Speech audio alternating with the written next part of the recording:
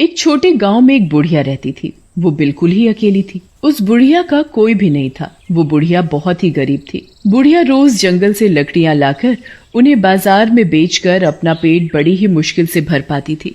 उस बुढ़िया का एक पड़ोसी था सरजू। सरजू ने एक गाय पाल रखी थी, जिसका सरजू बिल्कुल भी ध्यान नहीं रखता था। यहाँ तक कि उसे खाने के लिए चारा भी बड़ी ही मुश्किल से देता था। एक दिन की बात है। इस गाय का मैं क्या करूं? ये गाय दूध वूध तो देती है नहीं, बस सारा दिन चारा ही खाती रहती है। इस गाय को कोई खरीदेगा भी तो नहीं, जिसे बेचकर मैं दूसरी नई गाय खरीद लाऊं। सरजू गाय को खाने के लिए चारा तो देता नहीं था, उल्टा उसे मारता और रहता। ये सब बुढ़िया रोज अपने घर से देखा करती। बुढ़िया को उस गाय पर बड़ी दया आती थी। कैसा नासपिटा इंसान है जो गौ माता को मारता रहता है। ऐसे आदमी को तो नरक में भी जगह नहीं मिलेगी। पाप लगेगा इसे, पाप। जब देखो बेचारी गाय को मारता ही रहता है। एक दिन की बात है। बुढ़िया सरजू के घर के आगे से जा रही थी। तभी उसे गाय के जोर जोर से चिल्लाने की आवाज आई, जिसे सुनकर वो रुक जाती है और वो सरजू के आंगन में झांक कर देखती है। लगता है गाय बहुत भूखी है, तभी इतने जोर जोर से शोर मचा रही है।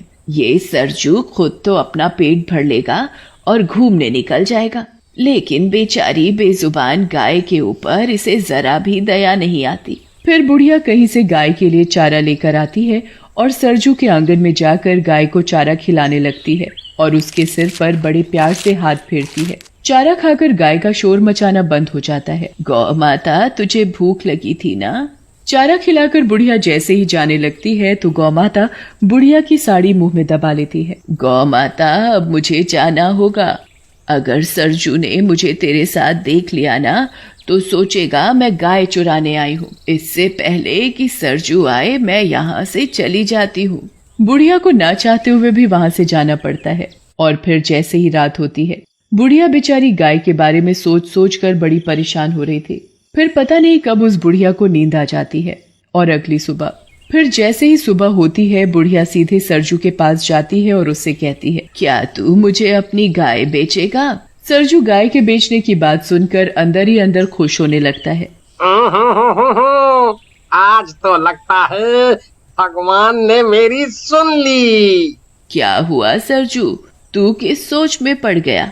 बता, तू मुझे अपनी गाय बेचेगा? हाँ माँ, क्यों नहीं। तो ठीक है, ये ले अपने पैसे और गाय मुझे दे। एक बात समझ में नहीं आई अम्मा, तुम इस बूढ़ी गाय का करोगी क्या? तुझे तेरी गाय के पैसे मिल गए ना, बस। बुढ़िया सरजू के हाथ में पैसे पकड़ाकर उससे गाय लेकर अपने घर आ जाती है और गाय को अपने आंगन में एक खूंटे से बांध देती है और उसे हरा हरा चारा खिलाती है और बड़े प्यार से गाय को निहारती है, जैसे उसे कोई अपना मिल गया हो। और फिर जैसे ही रात होती है, बुढ़िया गाय के आगे चारा डालकर सोने चली जाती है। और अगली सुबह बुढ़िया सवेरे जल्दी जल्दी उठकर गाय का गोबर उठाती और फिर गाय के नीचे से साफ सफाई करके उसे नहलाती धुलाती है और फिर उसे खाने के लिए चारा देती है। ले गौ माता, चारा खा। बुढ़िया गाय को अपने हाथों से चारा खिलाती है। बुढ़िया के पास खुद के लिए खाने को होता या ना होता, पर वो गाय के लिए हमेशा समय से चारा खिलाती और उसकी खूब सेवा करती। वो गाय को जरा भी तकलीफ नहीं होने देती। बुढ़िया रोज रात को सोने से पहले उसे चारा देना नहीं भूलती थी। गाय भी बुढ़िया से बड़ी खुश होती। बुढ़िया की गाय अब पहले से ठीक हो चुकी थी।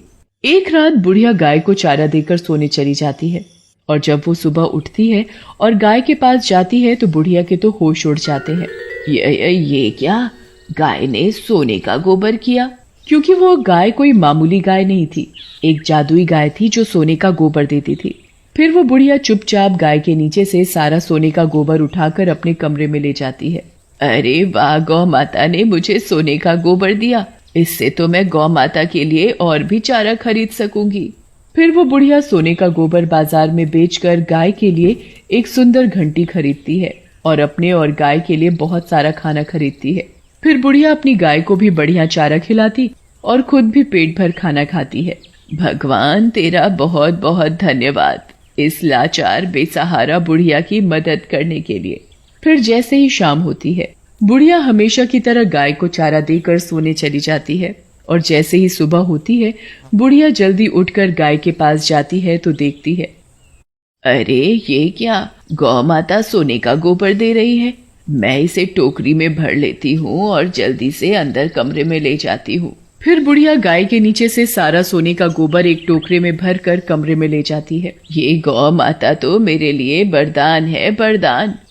मैं इसे कल सुबह ही बाजार में बेच आऊंगी। फिर वो बुढ़िया उस गोबर को बाजार में ले जाकर बेच आती है और उन पैसों से अपने लिए बढ़िया सा घर और अपनी सुख सुविधाओं का सामान खरीदती है। अब बुढ़िया को किसी चीज की कोई कमी नहीं थी। अब बुढ़िया धीरे धीरे बहुत अमीर हो गई थी।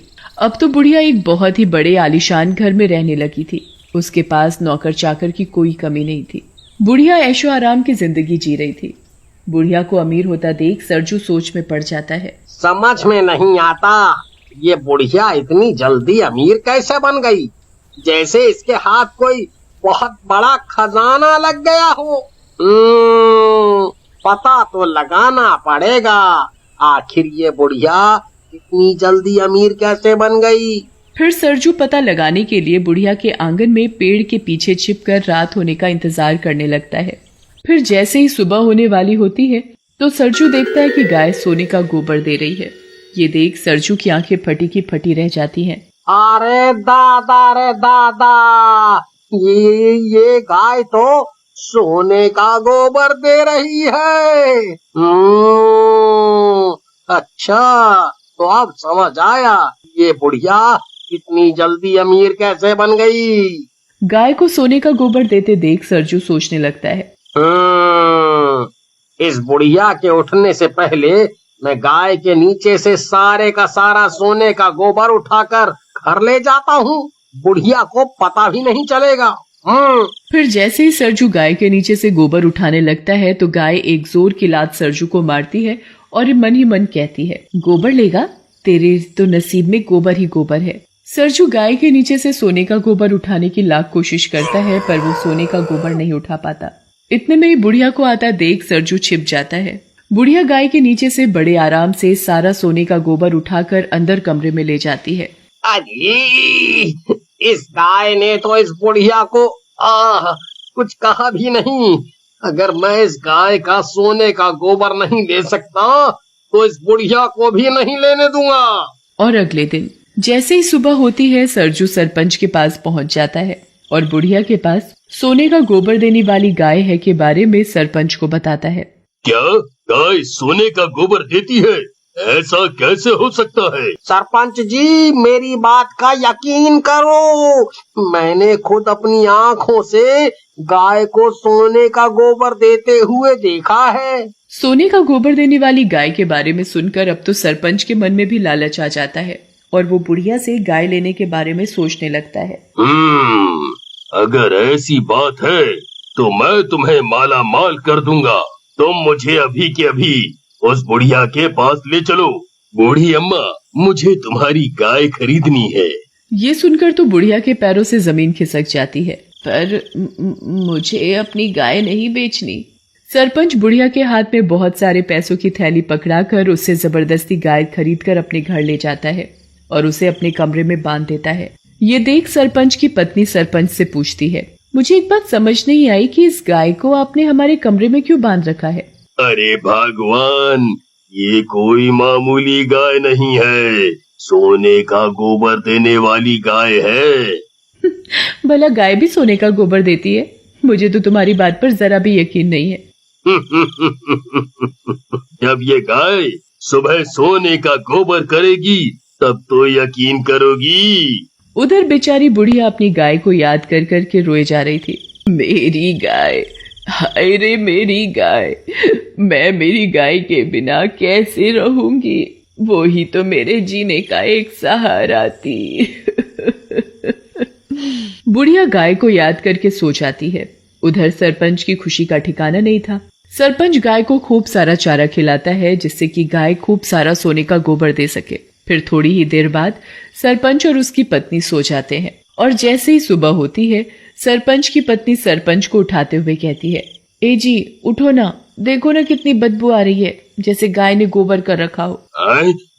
ये क्या गोबर? गाय ने तो सोने का गोबर दिया ही नहीं। सरपंच सरजू की खूब धुलाई करता है और वापस गाय बुढ़िया को दे आता है। बुढ़िया गाय को वापस पाकर बड़ी खुश होती है और उसके गले लग जाती है।